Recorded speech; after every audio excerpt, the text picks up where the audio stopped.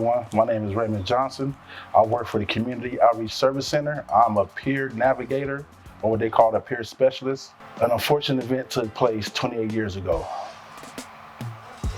December 21st of 1995, a drive-by shooting happened, which I was the main culprit in that, and the child lost his life by the name of Xavier Evans. I was one of those children that got slipped through the cracks. I ended up getting found guilty for first-degree murder and got sentenced to life in prison without the possibility of parole, plus 51 years. So for the first 3 years of my incarceration, I was just a mess. I did everything you could think of in prison. And then June 20th, 1999, I woke up, I had 3 desires: to heal the wounds of the Evans family for the pain I caused them, to heal the wounds of my family for the pain I caused them, and as a byproduct of healing them, heal myself. And I tackled that situation daily.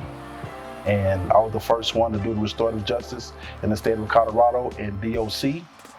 That happened May 23rd of 2012. I met Miss Evans for 9.5 hours in Lyman Correctional Facility visiting room. That day, she adopted me as her son. She forgave me her and her other son, her living son, Calvin, and we've just been there ever since.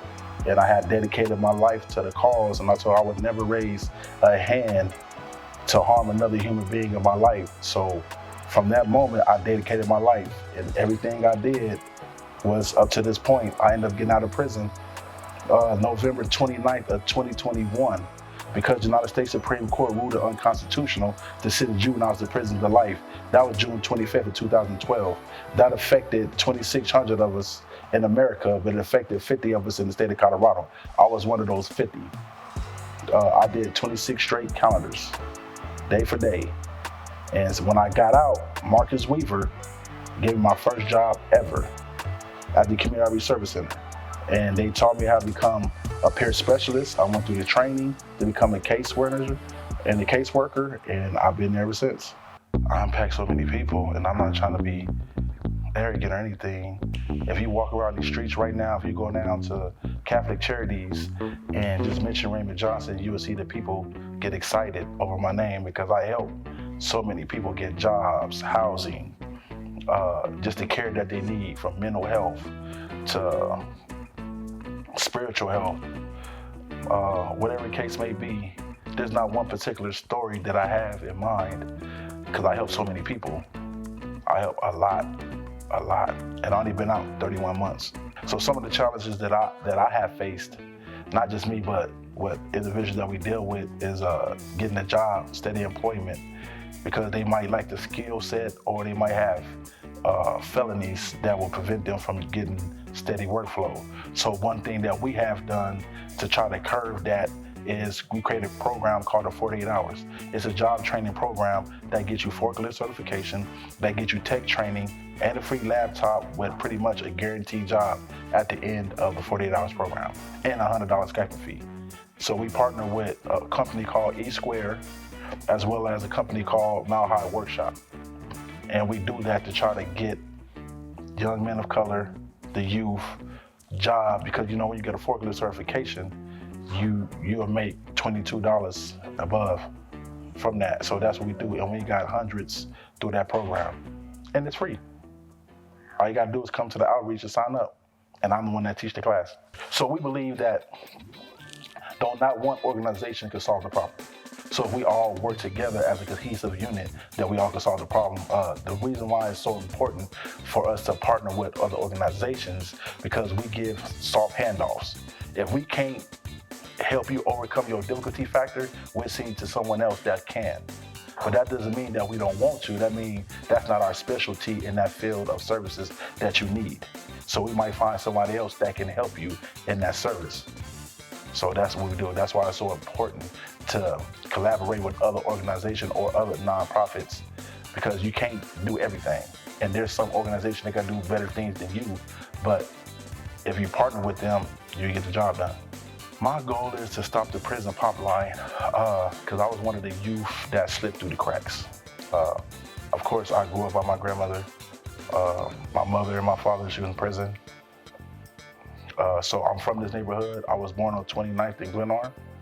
That's right up the street. That's like 7 blocks away from this location. if we could just get individuals to think before they act, then maybe we have a better chance of saving our youth or young men. Meaning, if I can get you to think 5 times before you make a decision, then you have a better chance to making the best decision possible. But in order for that to happen, you gotta have the knowledge with the understanding to make that right decision.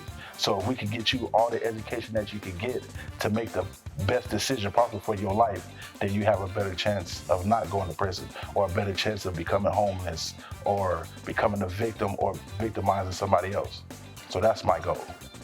If we can get everybody on the same page, meaning not just have a town hall meeting, but have a think tank meeting where everybody can come up with solutions, proper solutions, instead of just picking one solution, exhaust all the remedies of all the solutions. Because one solution might not be to the point to where you be truly successful, but if you try the next solution and keep going down that list, then maybe you will have the success that you want in the neighborhood.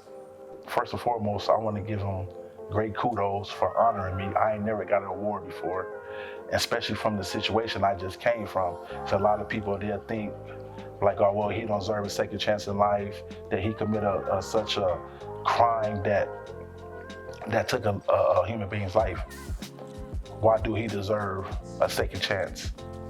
Well, I say to that is, everybody make mistakes, and some people make costly mistakes. And I dedicate my life to the cause of trying to change that. I can't change what happened, but I could try to help heal the wounds from the day that happened. And I can say that I really did that in organizations like the MBK or the Sims Fayola Foundation. They there to help you once you make that proper adjustment and you really do what you say you're gonna do. Organizations like that give you recognition. Like you too can be saved, you too can be recognized and begin to heal and be accepted in the community.